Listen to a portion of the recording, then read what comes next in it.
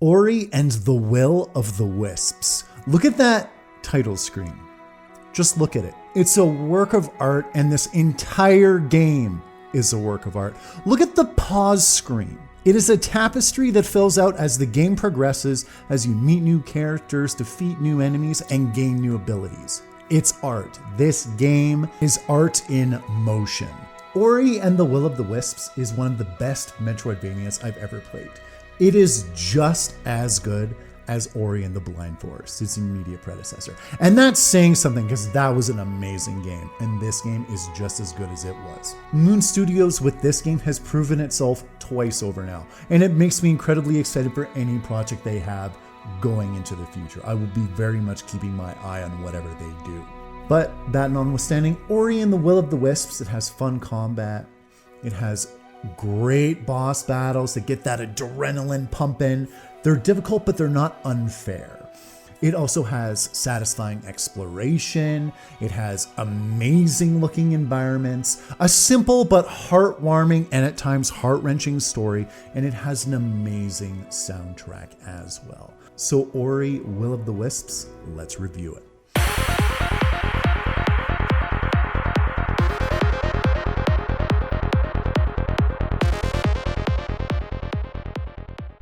This game's visuals were a non-stop feast for the eyes. From the title screen to the end screen, they just never stopped being fantastic. And the scene that really captured my attention in terms of visuals was at the very beginning of the game when Ori is caught in this storm. The rain's pelting him from above and the trees are being whipped around by the wind. Just an amazing introductory sequence for this game in terms of showcasing how beautiful its visuals are. And then throughout the rest of the game, we get a ton of crazy good looking environments.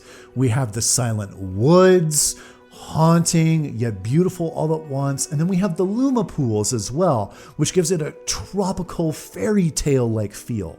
This game is just always throwing good looking environments at you, and I was always excited to explore new areas because of it. This game's visuals are so good, I have a hard time believing there's anyone out there that wouldn't find at least a little bit of joy in them, and I probably don't even want to meet that person. Ori and the Will of the Wisps has that classic Metroidvania gameplay. The side-scrolling gameplay where you explore new areas and certain areas are always blocked off from being accessed until you gain the specific abilities needed to navigate them.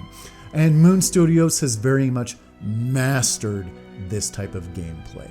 New abilities are introduced constantly throughout the game, but they are introduced in a very player-friendly manner, and the game always sets up certain instances for you to use your new abilities immediately and quite often, so you are able to familiarize yourself with new abilities very easily, very seamlessly.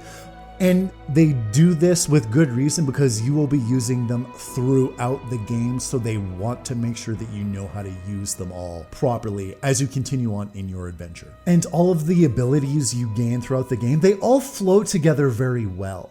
I never found myself particularly overburdened by all the myriad different abilities I had at my disposal.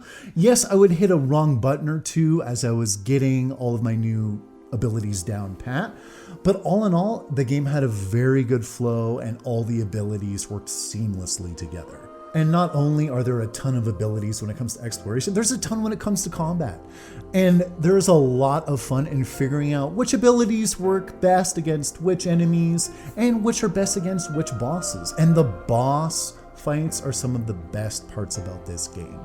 They are absolutely epic encounters. Some of them are incredibly difficult, but they are always thrilling and always satisfying. And a staple of Metroidvania games is obviously all the secrets that are hidden away within the environment, generally locked away behind hidden walls or blocked because you don't have the right abilities to attain them yet. And Ori and the Will of the Wisps handles this very well.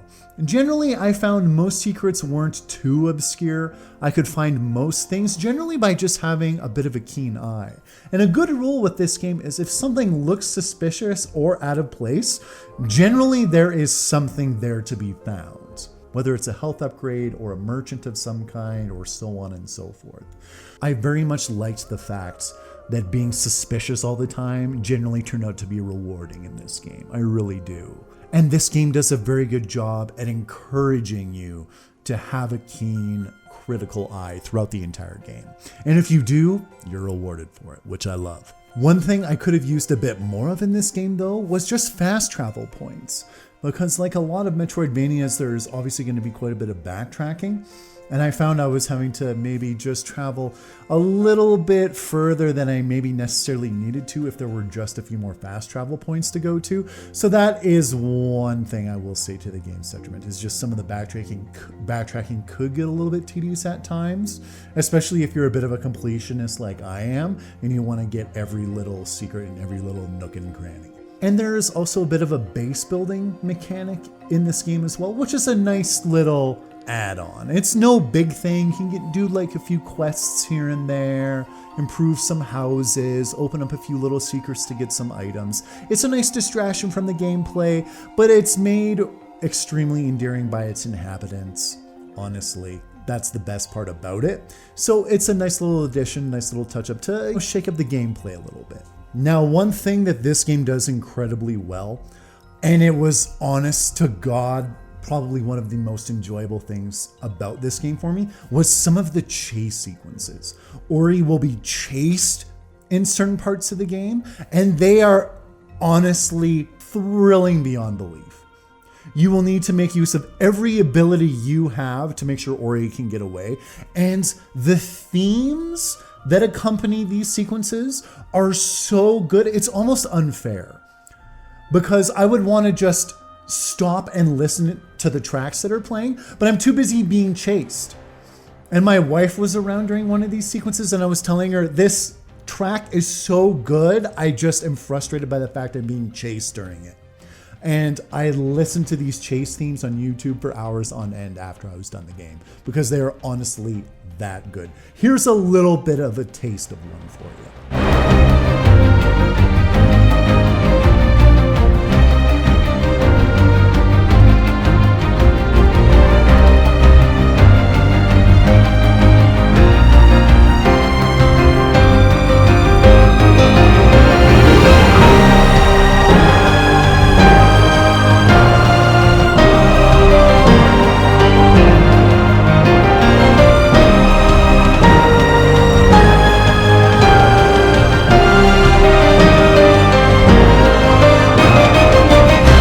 And these chase sequences can be incredibly difficult parts of the game.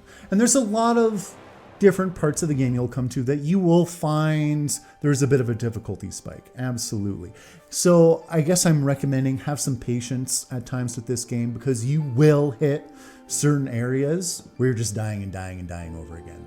It'll very much be, you will be having a breezy, easy time for good swaths of the game, and then you'll just hit a part that stops you dead in your tracks. And you're gonna have to put a bit of effort to get over it, but once you do, it's very satisfying. And once again, it's not unfair. This game does a very good job in teaching you how to use your abilities. It just is more than likely in these specific sequences, you need a bit of a touch up, and it'll just take a little bit of time to get there. So just a heads up. And very much like Ori and the Blind Forest, Ori and the Will of the Wisps story is simple, but it is very satisfying. It will tug at your heartstrings throughout the game, and it fits perfectly with the game's artistic style.